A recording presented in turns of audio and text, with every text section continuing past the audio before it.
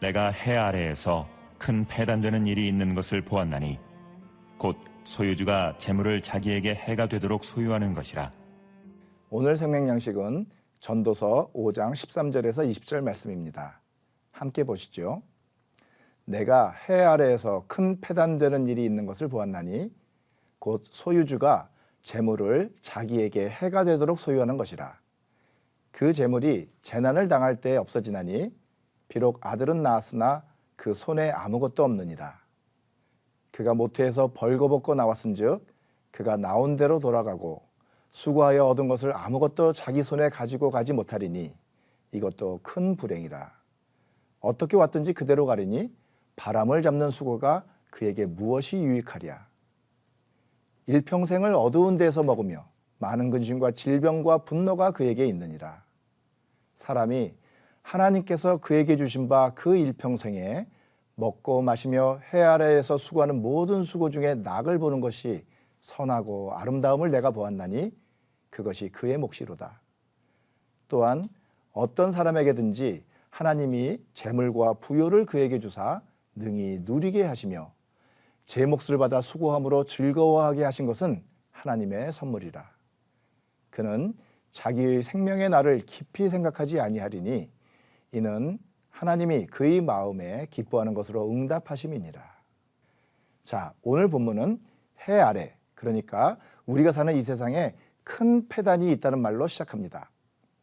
흔히 패단이라고 하면 우리가 하는 일들로부터 설령 의도치 않게 뭔가 옳지 못하거나 해로운 결과 또는 억울하거나 불합리한 일들이 나타나는 것을 의미하죠. 예를 들어 뭔가 하다 보니 국가 경쟁력이 약화되거나 가족관계가 해체되거나 학력이 저하되는 경우 같은 것을 생각해 볼 수 있습니다. 그런데 오늘 본문은 자기가 소유한 재물이 자기 자신에게 해가 되도록 소유하는 것을 패단이라고 말합니다. 재물을 소유하는 게 패단이 될 수도 있다? 조금 이상하지 않나요? 소유하는 건 자신에게 이로운 거고 그렇기 때문에 우리는 열심히 일해서 재산을 모으려고 하는 거 아닌가요? 물론 재물이 많아서 문제가 되는 경우도 종종 볼 수는 있습니다.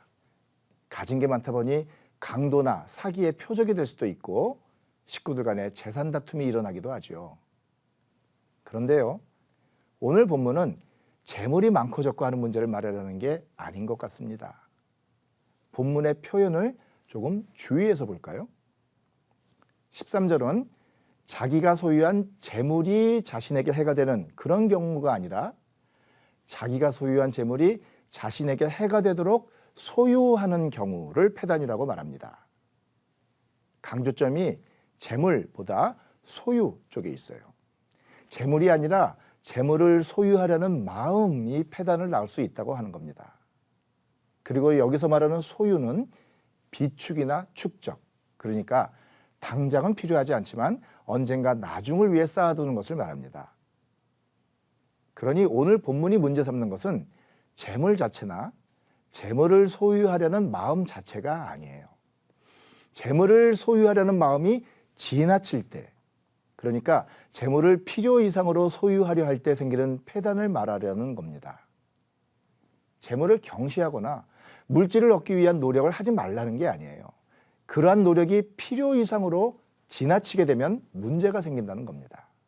그런데 부를 축적하는 것은 오늘날의 시각에서 보면 아주 정상적인 활동인데 이게 왜 문제가 된다고 하는 걸까요?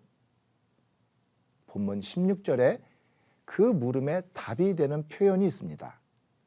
바로 바람 잡는 수고의 다름 아니라는 거죠.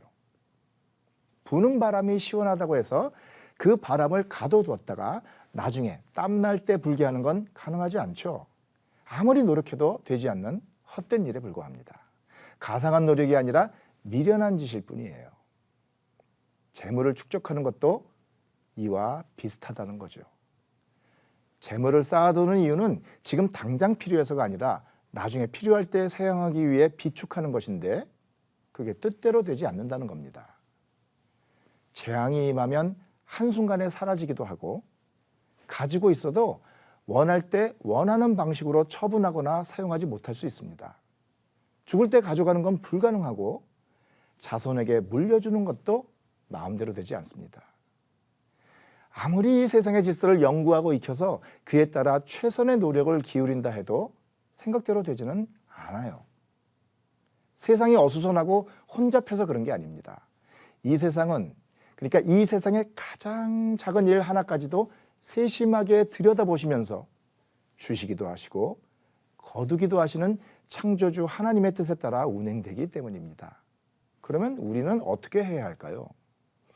당연히 하나님의 뜻을 거스르지 말고 그 뜻에 순응해야 합니다. 그렇다면 우리를 향한 하나님의 뜻은 무엇일까요? 하나님께서는 우리가 어떻게 하기를 바라실까요?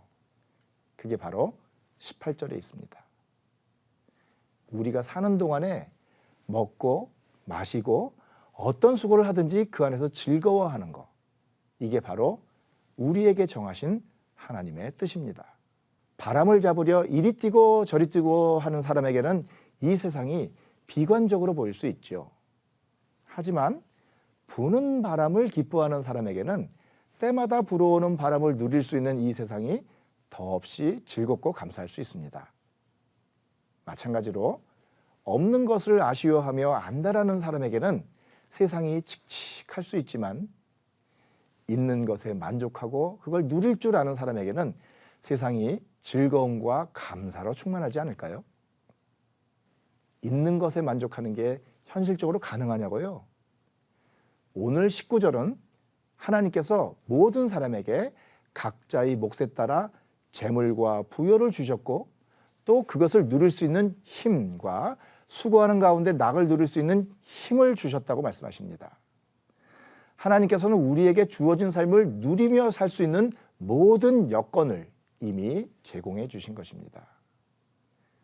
그것을 실제로 누리며 사는 것은 이제 우리의 몫입니다. 헛되고 공허한 것을 구하느라 힘을 낭비하지 말고 이미 주어진 것들을 기쁨과 감사 가운데 누리며 살 수 있기를 구해야 합니다. 항상 기뻐하고 범사에 감사할 수 있기를 구하는, 그래서 우리에게 주어진 오늘의 모든 것을 즐거이 누리며 사는 우리 모두가 되시기를 바랍니다.